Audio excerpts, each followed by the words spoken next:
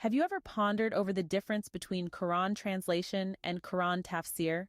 You see, Quran translation is essentially the conversion of the original Arabic text of the Quran into another language. It's a way to make the divine message accessible to those who don't understand Arabic. On the other hand, Quran tafsir is a much deeper and comprehensive exploration of the Quran. It is a detailed commentary and explanation, considering not just the words, but the context of revelation, linguistic nuances, and interpretations from learned scholars. Imagine Quran translation as the surface of an ocean. It gives you an idea of the vastness and beauty.